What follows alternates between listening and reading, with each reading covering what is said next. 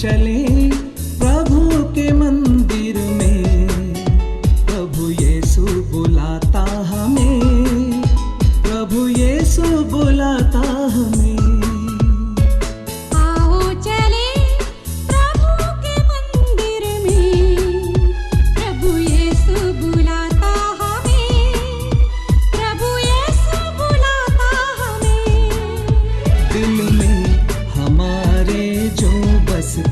विनती हमारी जो सुनता, उसकी शरण में आओ चले प्रभु के मंदिर में, प्रभु यीशु बुलाता हमें, प्रभु यीशु बुलाता हमें। हे निराधारों की माता, इस पुण्य दिवस में हम सबको ईश्वर के राज्य में शरण दे और हमें शाश्वत आनंद का अनुभव करावे।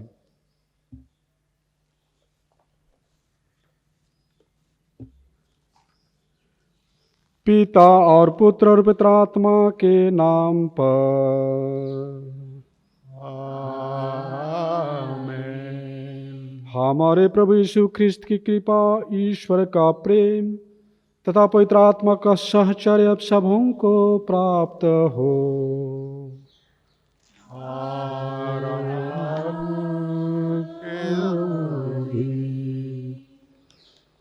आप सबको इस पवित्र मिस्सा बलिदान में सहभागी होने के लिए स्वागत करता हूँ।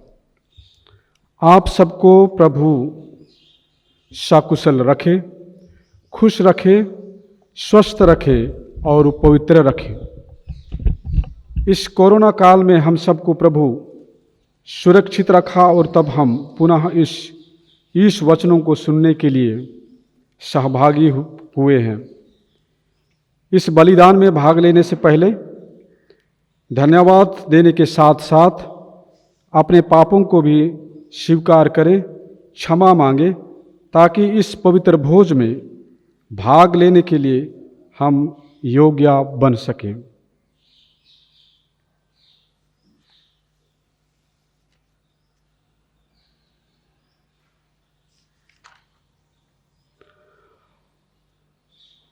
हम सब मिलकर बोले, हे भाई और बहनों, मैं सर्वशक्तिमान ईश्वर और आप लोगों के सामने स्वीकार करता हूँ कि मैं मन, वचन और कर्म से और अपना कर्तव्य पूरा न करने से बार बार पाप किया है।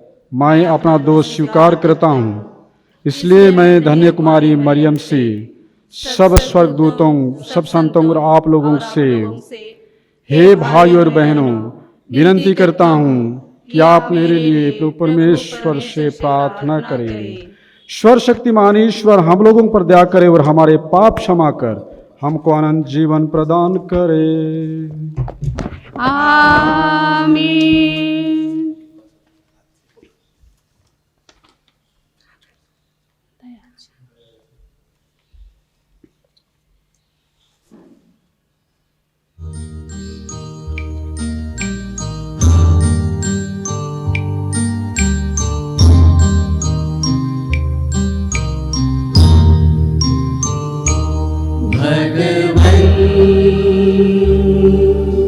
दया करो भगवन,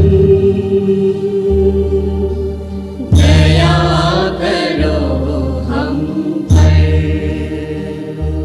भगवन, दया करो भगवन, दया करो हम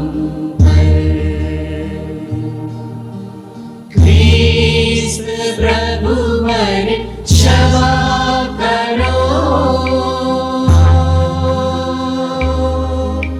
क्षमा करो भगवन।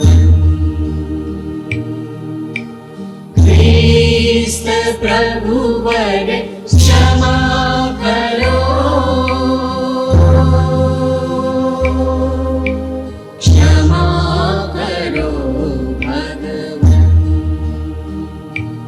भगवन दया करो भगवन दया करो हम पर भगवन।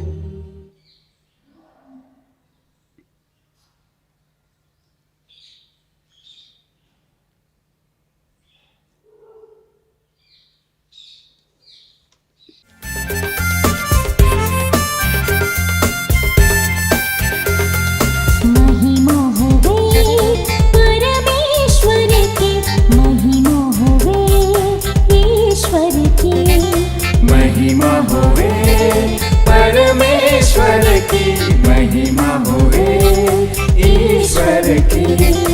ऊंचे गगन में महिमा गरिमा, धरती शांति भले मानव को, ऊंचे गगन में महिमा गरिमा, धरती में शांति भले मानव को।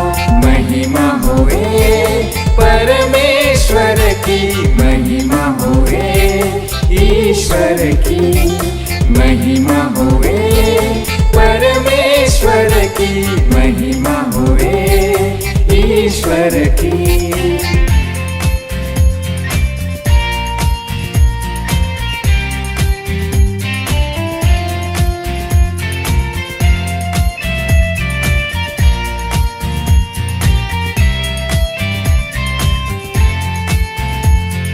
हम तेरा यश गाते हैं, तेरी प्रशंसा करते हैं, धन्य तुझे हम कहते हैं, तेरी महिमा गाते हैं। तेरी आराधना करते हैं हम, तेरा नित्य गुण गाते हैं। तेरी आराधना करते हैं हम, तेरा नित्य गुण गाते हैं। महिमा होवे परमेश्वर की, महिमा होवे ईश्वर की, महिमा होवे परमेश्वर की, महिमा होवे ईश्वर की।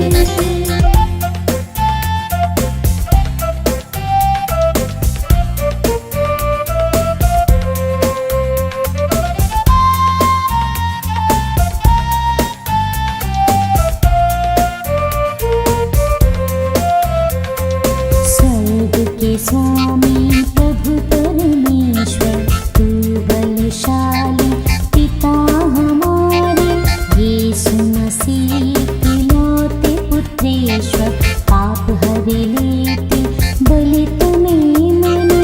तेरी आराधना करते हैं हम, तेरा नित्य गुण गाते हैं। तेरी आराधना करते हैं हम, तेरा नित्य गुण गाते हैं। हम प्रार्थना करें। हे प्रभु, तूने धन्य कुमारी मरियम की दीनता से विमुग्ध होकर उन्हें अपने इकलौते पुत्र की माता बनने का गौरव प्रदान किया है। उनकी प्रार्थनाओं के फलस्वरूप हम मुक्ति पाकर स्वर्ग की महिमा के योग्य बने। हमारी यह प्रार्थना सुन हमारे प्रभु और तेरे पुत्र यीशु ख्रिस्त के द्वारा, जो ईश्वर होकर तेरे तथा पवित्र आत्मा के साथ युगान युग जीते और राज्य करते हैं।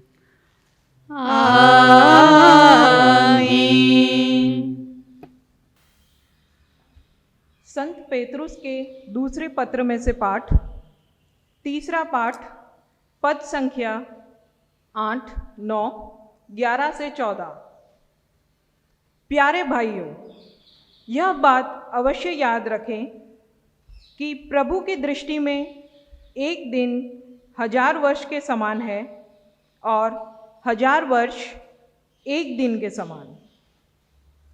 प्रभु अपनी प्रतिज्ञाएं पूरी करने में विलंब नहीं करता, जैसे कि कुछ लोग समझते हैं, किंतु वह आप लोगों के प्रति सहनशील है और यह चाहता है कि किसी का सर्वनाश नहीं हो, बल्कि सब के सब पश्चाताप करें।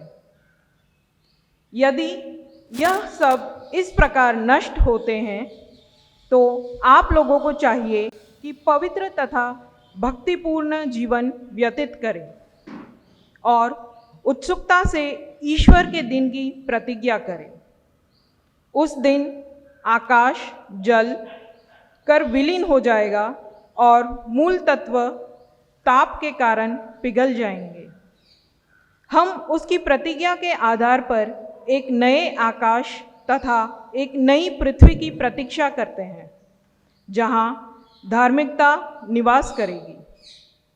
इसलिए प्यारे भाइयों, इन बातों की प्रतीक्षा करते हुए इस प्रकार प्रयत्न करते रहें कि आप लोग प्रभु की दृष्टि में निष्कलंक, निर्दोष तथा उसके अनुकूल हो। यह प्रभु की वाणी है। ईश्वर को धन्यवाद। तुझसे मिली है जिंदगी, कैसे मेरा कहूँ, प्रभु से जुड़ी है जिंदगी, कैसे तोड़ दूँ। तुझसे मिली है जिंदगी, कैसे मेरा कहूँ, प्रभु से जुड़ी है जिंदगी, कैसे तोड़ दूँ।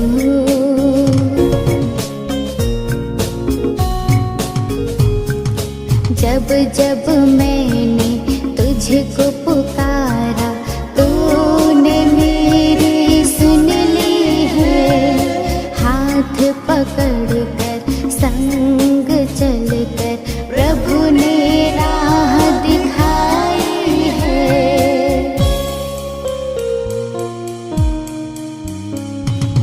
तुझसे मिली है जिंदगी, कैसे मेरा कहूँ,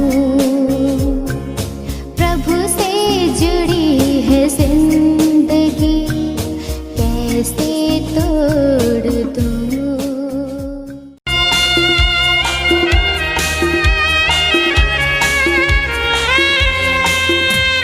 हालेलुया स्तुति गाए हम, यीशु की स्तुति गाए हम। हालेलुया स्तुति गाए हम, यीशु की स्तुति गाए हम। Hallelujah hallelujah hallelujah hallelujah hallelujah hallelujah. Hallelujah स्तुति गाए हम, यीशु की स्तुति गाए हम। हालेलुया स्तुति गाए हम, यीशु की स्तुति गाए हम। Hallelujah hallelujah hallelujah hallelujah hallelujah hallelujah.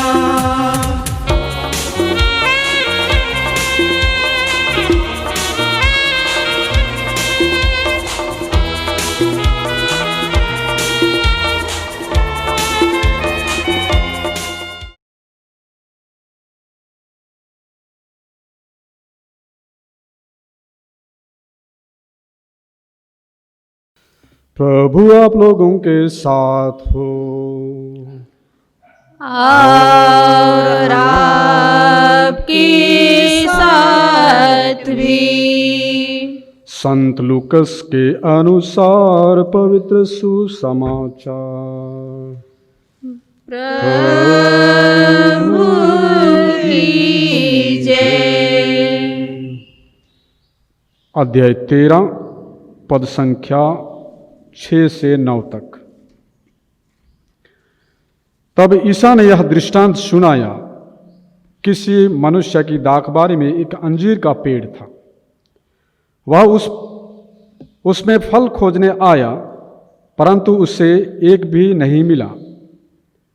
तब उसने दाखबारी के माली से कहा, देखो, मैं 3 वर्षों से अंजीर के इस पेड़ में फल खोजने आता हूँ, किंतु मुझे एक भी नहीं मिलता। इसे काट डालो, यह भूमि को क्यों छेके हुए हैं?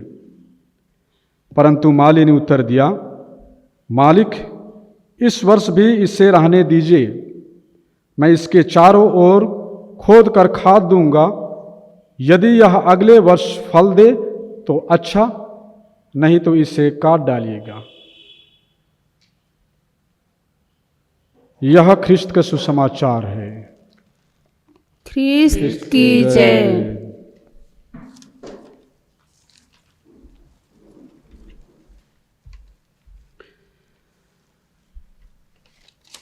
अंजीर का फलहीन पेड़ और धार्यवान मालिक, गार्डनर।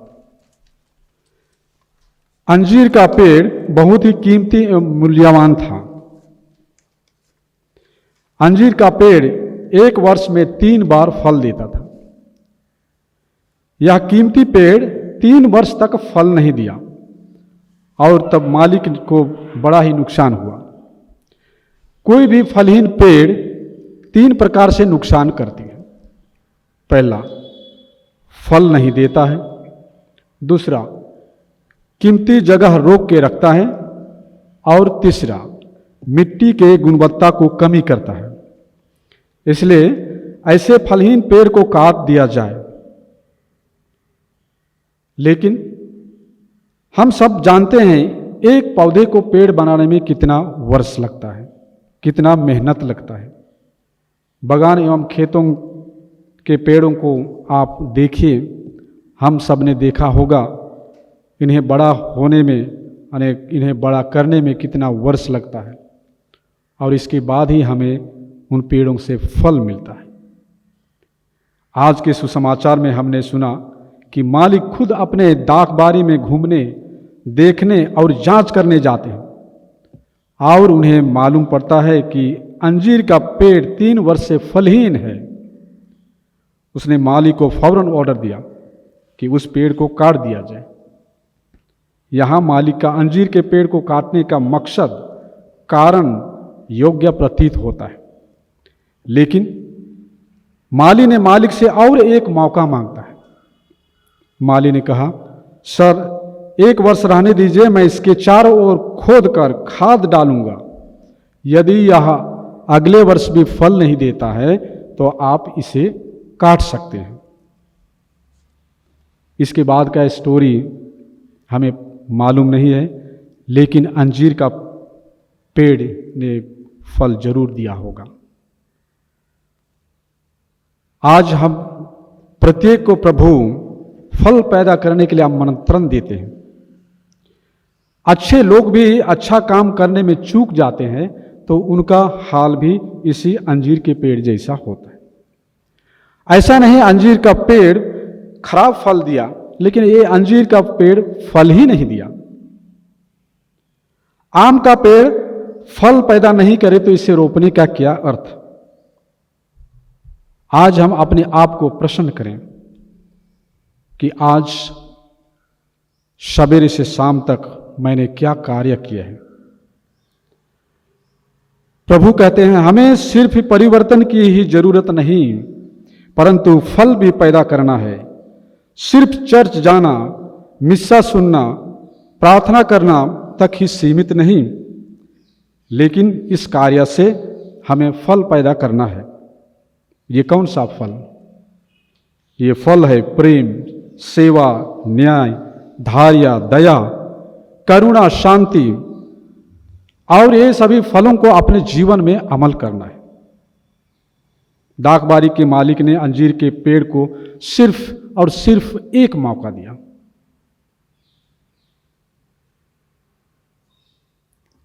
लेकिन हमें ईश्वर तो कितने मौका देते हैं, जन्म से मृत्यु तक। सुसमाचार ने मालिक खुद प्रभु है और धैर्यवान प्रभु का एक उत्तम उदाहरण है। प्रभु जो विनाश होने या करने से रोकता है, इसलिए आज के इस दृष्टांत कथा, अंजीर का दृष्टांत कथा हम सबके लिए लागू होता है। आज हम माता मरियम के आदर में एकत्रित हुए हैं। मरियम भी एक धार्यावन माली का अपने पुत्र का उत्तम उदाहरण है। कैसे? जब से मरियम ने दूत के वचनों को स्वीकार किया, तब से उनके जीवन में संघर्ष का सामना करना पड़ा और अंत में यह संघर्ष मरियम को कलवारी पर्वत तक पहुंचा दिया। कलवारी पर्वत पर मरियम ने गाब्रियल दूत के सभी वचनों को याद किया होगा।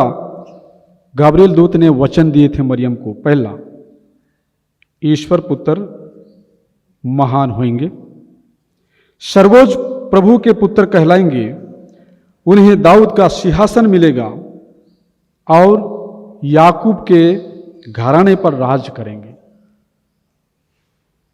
और पांचवा, उनके राज्य का कभी अंत नहीं होगा। लेकिन अभी ये सब विपरीत हो रहा है।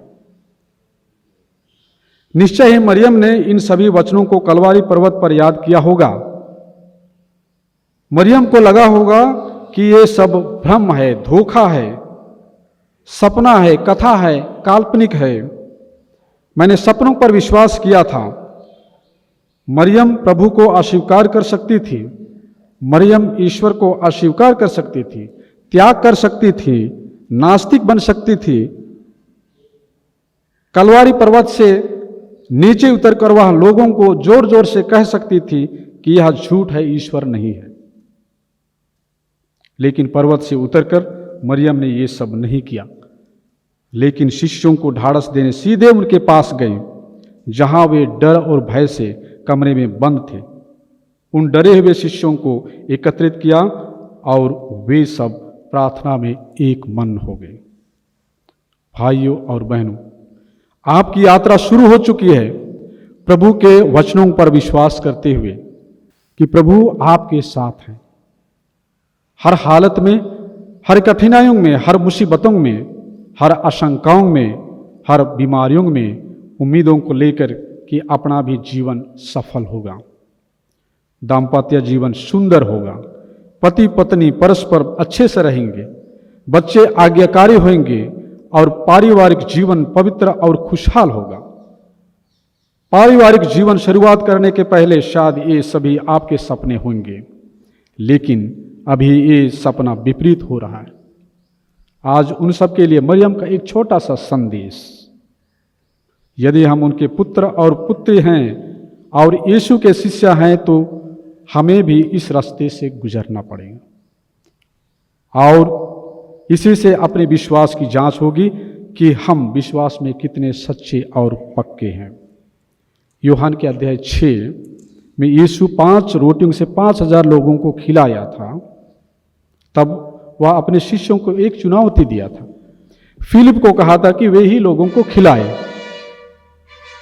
फिलिप तो डर गया था और तुरंत ही हिसाब किताब करने लगा था और कहा, गुरुवर, 200 दिनार भी इस जनसमूह को खिलाने में पर्याप्त नहीं है, इतने पैसे लाए कहां से? यह संभव नहीं है। लेकिन यूहन्ना के अध्याय 6 पद संख्या 6 के दूसरे वाक्य में यह भी कहा गया है कि यीशु ने फिलिप की परीक्षा लेने के लिए कहा था। यीशु तो जानते ही थे कि वे क्या करेंगे। भाइयों और बहनों, कभी कभी ईश्वर हमसे अनुरोध करते हैं, मांगते हैं और आदेश भी देते हैं। हमें ऐसा लगता है कि इतनी बड़ी मुसीबत के बाद भी ये संघर्ष क्यों, ये संकट क्यों, बीमारी क्यों, कोरोना क्यों? प्रभु कहते हैं तुम्हारे विश्वास को पक्का करने के लिए। मरियम को भी ऐसा ही हुआ, लेकिन मरियम ने कदापि शिकायत नहीं किया। मरियम कलवारी पर्वत से सीधे शिष्यों के पास गई ताकि उन्हें सांत्वना मिले, शांति मिले और शक्ति मिले। आज मरियम हमें यही सिखाती है कि संकट के समय में हमें धैर्य रखना है, ऊपरी मंजिल में जाना है, जहां मरियम के साथ सभी शिष्य एकत्रित हुए थे। वहीं हमें साहस मिलेगा, वहीं हमें सपनों का साकार होगा। क्योंकि प्रवक्ता ग्रंथ अध्याय 39 पद संख्या 21 क्या कहता है? प्रभु के सभी कार्य उत्तम हैं और उसके सभी आदेश अपने समय पर पूर्ण होते हैं। प्रभु का वचन कभी व्यर्थ नहीं जाता है। सही समय में सही वचन पूर्ण होते हैं। गब्रिएल के वचनों पर मरियम ने विश्वास किया। लूकस अध्याय 2 और 19 में हम सुनते हैं, मरियम ने सभी बातों को अपने हृदय में संचित रखा और उन पर विचार किया करती थी। इसलिए तो यीशु के महान संकट के समय भी वह कभी घबराई नहीं, ना ही दूत के वचनों पर संदेह किया। भाइयों और बहनों, संकट सभी के जीवन में आता है। संघर्ष जीवन का एक भाग है। इससे हम भाग नहीं सकते, लेकिन जरूर इसका सामना कर सकते हैं, इसका मुकाबला कर सकते हैं। हम अकेले में नहीं, प्रभु के साथ।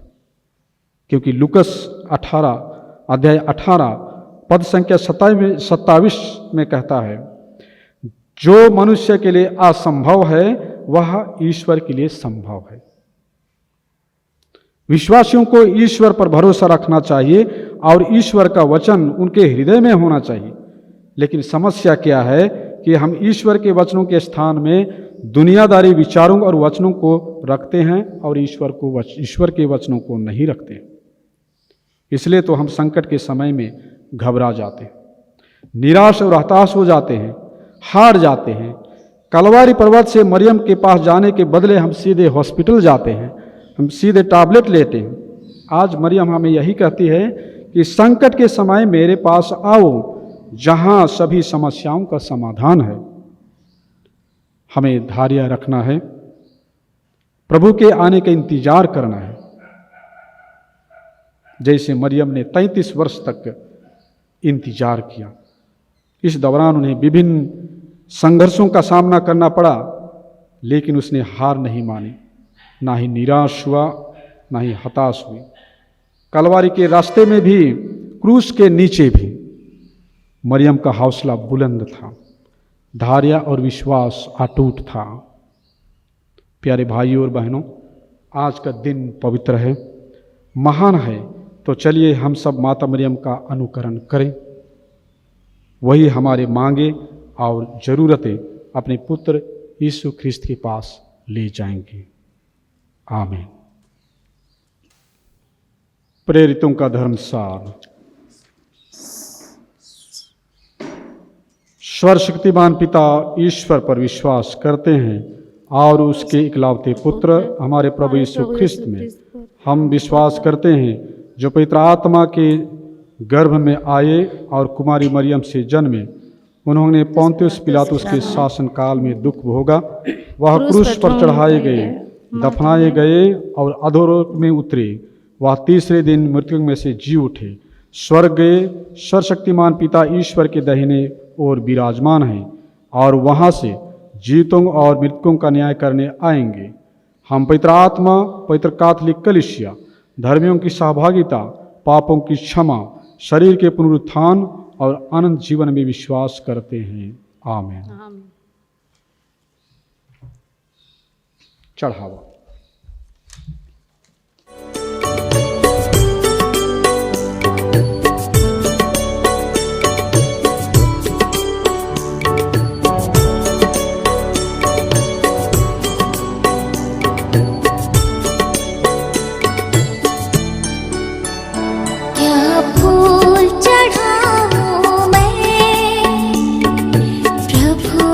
चरणों में कहाँ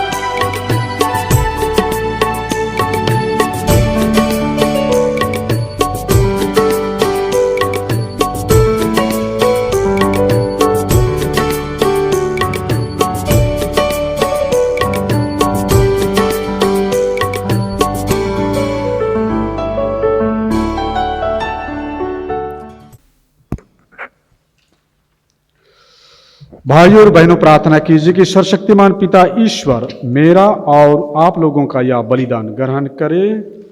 प्रभु अपने नाम की स्तुति तथा महिमा के लिए और हमारे तथा अपने समस्त पवित्र कलीसिया के लाभ के लिए आपके हाथों से यह बलिदान ग्रहण करे। आमीन। हे प्रभु, हम इस अवसर पर तुझे प्रायश्चित और स्तुति का बलिदान चढ़ा रहे हैं। इससे हम अपने पापों के लिए क्षमा पाएं और तेरा धन्यवाद करते रहें। ऐसी कृपा कर अपने प्रभु ख्रिस्त के द्वारा। आमीन। प्रभु आप लोगों के साथ हो और आपके साथ भी। प्रभु में मन लगाइए। हम प्रभु में मन लगाए हुए हैं। हम अपने प्रभु ईश्वर को धन्यवाद दे। यह उचित और आवश्यक है। हे पूज्य पिता, यह परम उचित है, हमारा कर्तव्य तथा कल्याण है कि तेरे परम प्रिय पुत्र यीशु ख्रिस्त के द्वारा हम सदा और सर्वत्र तुझे धन्यवाद दें। यही है तेरा शब्द, इनके द्वारा तूने सकल विश्व की सृष्टि की है और इनको हमारी मुक्ति के लिए भेजा है। इन्होंने पिता आत्मा की शक्ति से शरीर धारण कर कुमारी मरियम से जन्म लिया। इन्होंने हमारे लिए क्रूस पर अपनी भुजाएं पसारी कि मृत्यु का विनाश करके पुनरुत्थान प्रकट करें।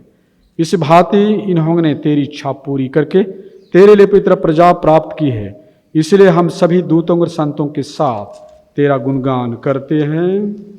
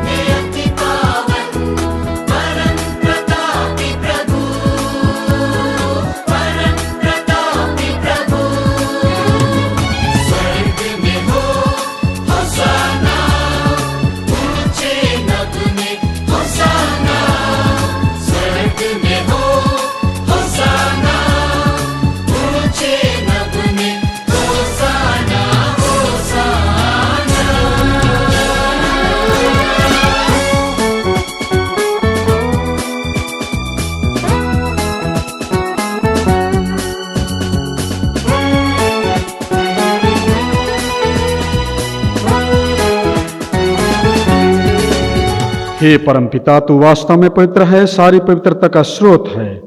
हम तुझसे निवेदन करते हैं कि तू यह उपहार अपने आत्मा के संस्पर्श से पवित्र कर दे कि यह हमारे प्रभु यीशु ख्रिस्त का शरीर तथा रक्त बन जाए।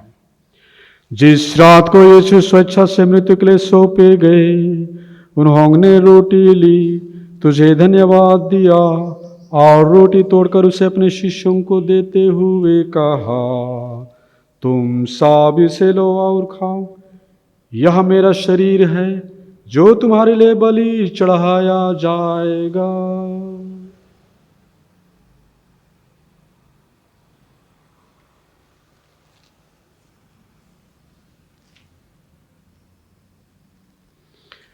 इसी भांति भोजन के बाद उन्होंने कटोरा लिया, तुझे धन्यवाद दिया और उसे अपने शिष्यों को देते हुए कहा, तुम सब इसे लो और पियो, यह मेरे रक्त का कटोरा है, नवीन और अनंत व्यवस्थान का रक्त, जो तुम्हारी और सबों की पापों की क्षमा के लिए बहाया जाएगा।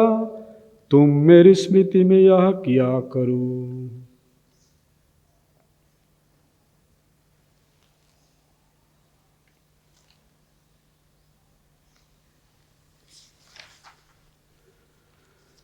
यह है हमारे विश्वास का रहस्य।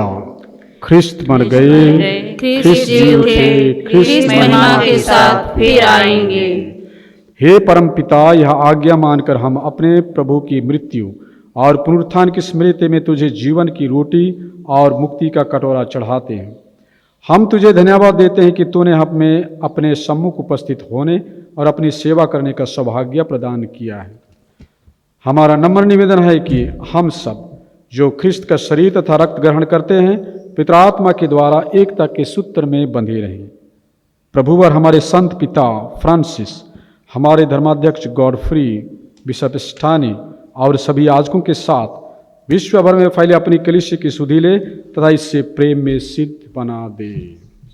हे प्रभु, हमारे उन भाई बहनों के भी सुधि ले जो पुनरुत्थान की आशा में परलोक सिधार चुके हैं।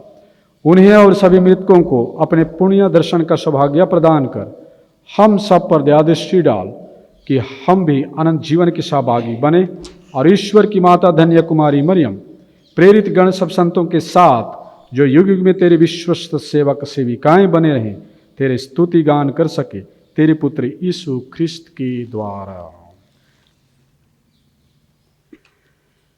इन्हीं प्रभु ख्रिस्त के द्वारा, इन्हीं के साथ और इन्हीं में, हे ईश्वर शक्तिमान पिता ईश्वर, पवित्र आत्मा के साथ तुझे समादर तथा महिमा युगान युग मिलती रहती है। आमीन, आमीन, आमीन।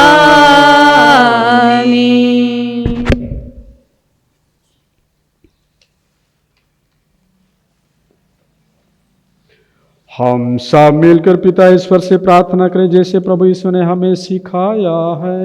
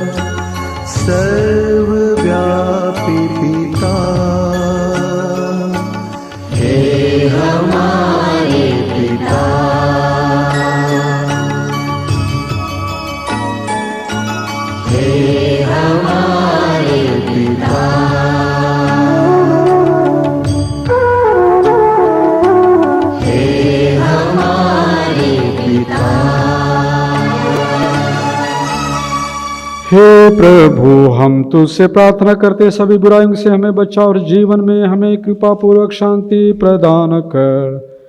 हम तेरी दया सदा पाप से दूर और हर विपत्ति से सुरक्षित रहें और उस दिन की प्रतीक्षा करते रहें जब हमारे मुक्तिदाता यीशु ख्रिस्त फिर प्रकट होकर हमारी मंगल में आशा पूरी करेंगे। क्योंकि तेरा राज, तेरा सामर्थ्य और तेरी महिमा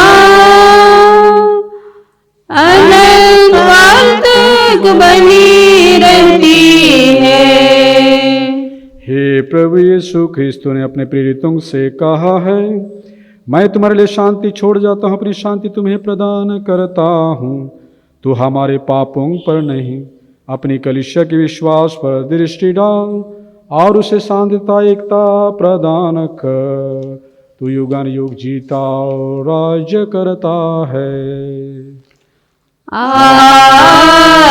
आमीन। प्रभु की शांति सदा आप लोगों के साथ रहे और आपके साथ भी। परस्पर प्रेम भाव रखिए।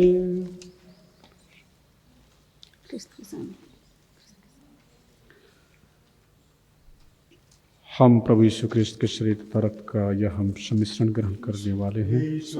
यह हमारे तू संसार के पाप हर लेता है, हम पर दया कर। हे ईश्वर के मेमने, तू संसार के पाप हर लेता है, हम पर दया कर। हे ईश्वर के मेमने, तू संसार के पाप हर लेता है, हमें शांति प्रदान कर। हे प्रभु यीशु ख्रिस्त, मैं तेरा शरीर तथा रक्त ग्रहण करने वाला हूँ। यह मेरे लिए विचार दंड का कारण ना बने, बल्कि तेरी दया से मेरा तन मन सुरक्षित और स्वस्थ रहे।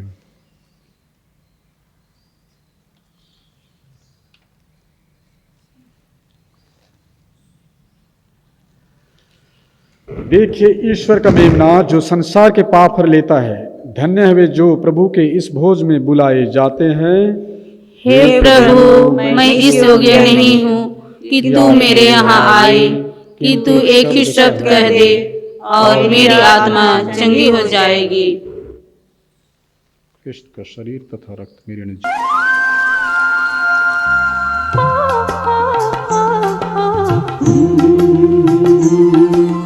प्यासा हिरन जैसे ढूंढी है जल को, ऐसे प्रभु मैं तुझे खोज रहा, ऐसे प्रभु मैं तुझे खोज रहा।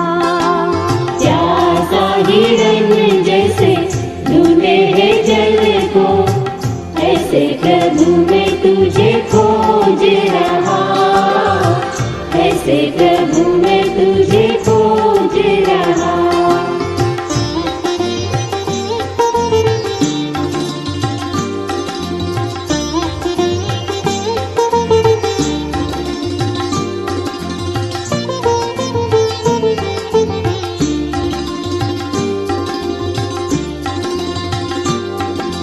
तू ही मेरे मन की अभिलाषा, तू ही मेरे मन की अभिलाषा, तेरी पूजा निस दिन करता रहूं मैं, तेरी पूजा निस दिन करता रहूं मैं। प्यासा हिरन जैसे ढूंढी है जल को, ऐसे प्रभु मैं तुझे खोज रहा, ऐसे प्रभु मैं तुझे खोज रहा। प्यासा हिरन जैसे ढूंढे है जल को, ऐसे प्रभु मैं तुझे खोज रहा, ऐसे प्रभु मैं तुझे खोज रहा। हम प्रार्थना करें। हे प्रभु ईश्वर, हमने दिव्या भोज में सहभाग लिया है। अब हम दीनता पूर्वक निवेदन करते हैं कि माता मरियम के कृपा से हम हर प्रकार की हानि से बचे रहें।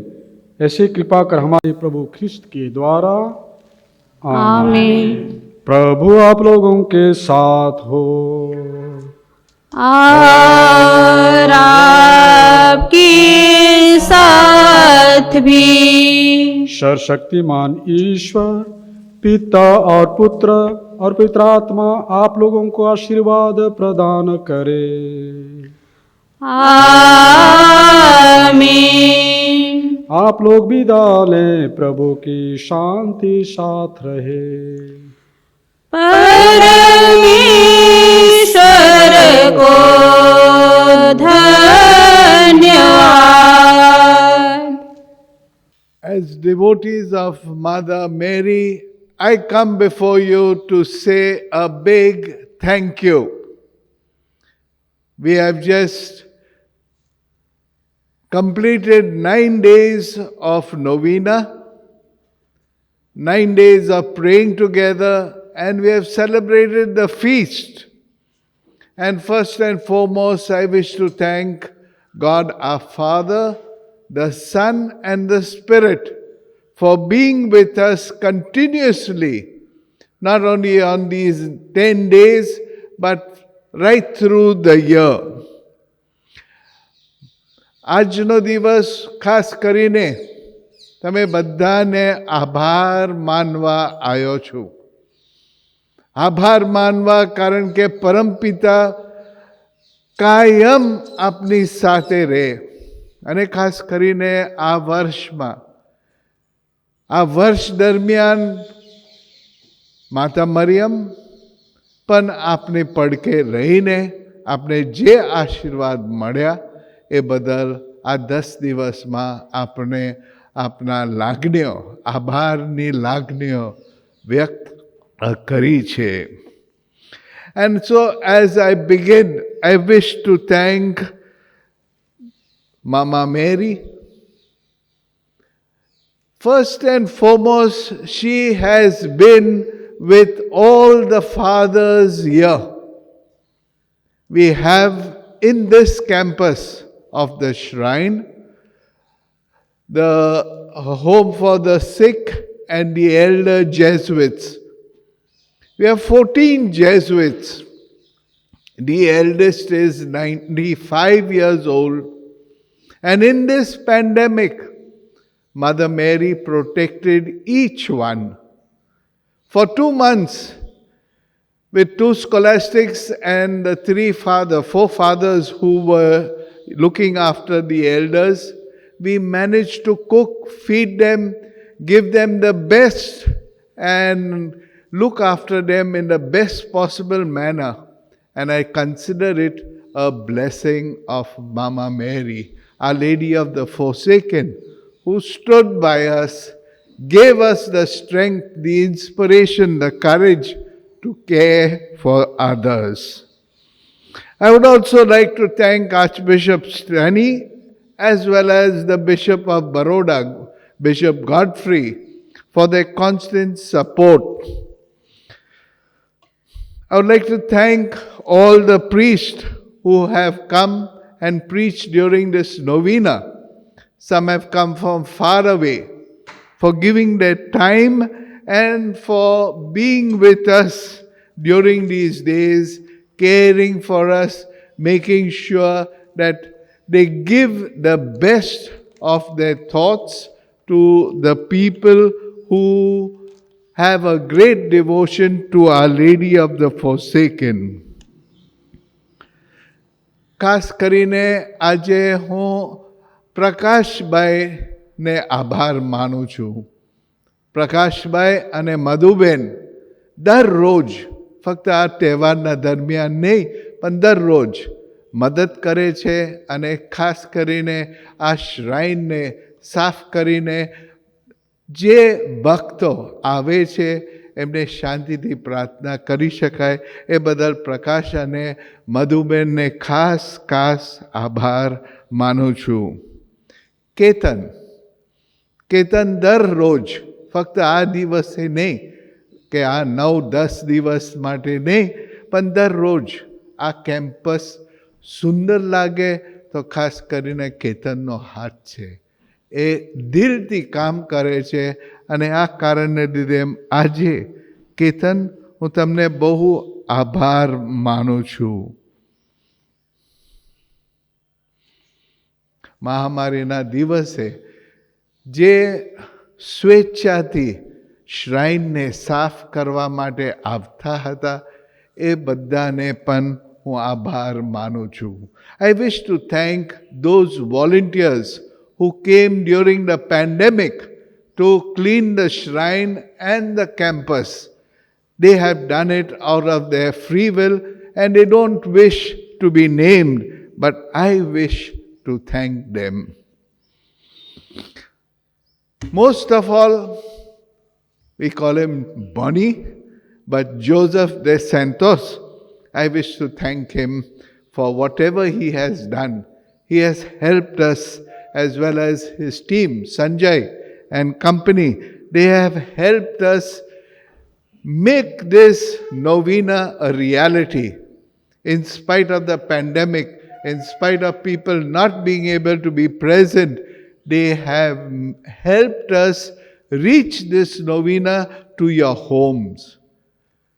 I wish to say, Bonnie, thank you very, very much. I would also like to thank Bonnie's daughter, Janet. Janet is a film editor. She has given much of her precious time to make sure that we can get online and reach the people. The people can reach the shrine. So Janet, for all that you have done for us, I say a big thank you. I would like to thank Mahesh Bhai for the lights. Mahesh Bhai has constantly, all through the years, decorated and illuminated the shrine. And this year again, he has illuminated the shrine. I pray for the readers who have come, especially Joyce and Nirav. They have been with us every day during the Mass time, making sure that they respond to the Masses. Thank you very, very much. I thank the choirs, I thank the readers, I thank the choirs, especially the English, Gujarati, Malayalam, Konkani, Hindi, all the choirs who have come and helped us most willingly to render devotional hymns. અને ખાસ કરીને છેલ્લા નથી, બરોડાના parish priest. The parish priest of St. Joseph, Father Albert, the parish priest of St. Infant Jesus, Gorwa, Father Kaushik, the parish priest of Rosary, Father Malcolm, and the parish priest of Makarpura, Father Isaac. I thank you very, very much for your cooperation, as well as sending me your choirs and readers or whatever we needed. You are most willing to reach us and help us. There are two people I would like to mention, Jessica as well as Rolfie. They have not been present anywhere, but behind they have helped me in trying to formulate, in trying to put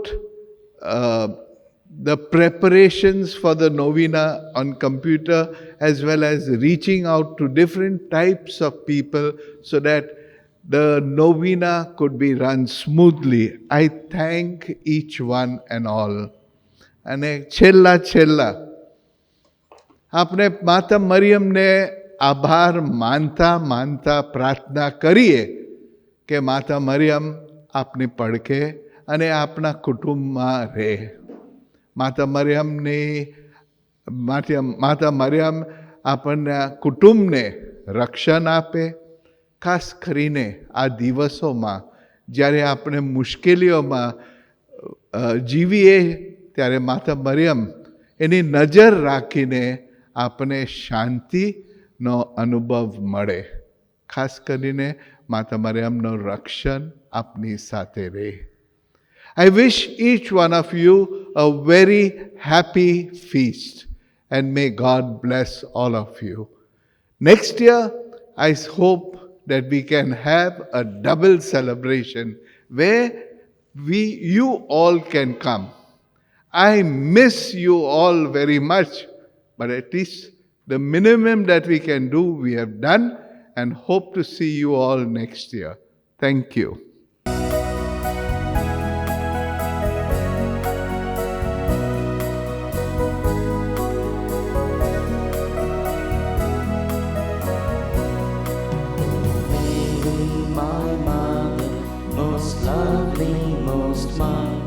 Look down upon me, thy poor weak lowly child.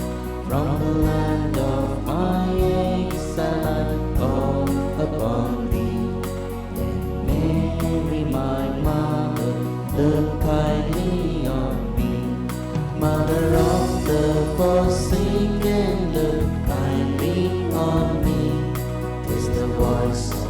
thy child that is calling on thee. Mother of the forsaken, look kindly on me. 'Tis the voice of thy child that is calling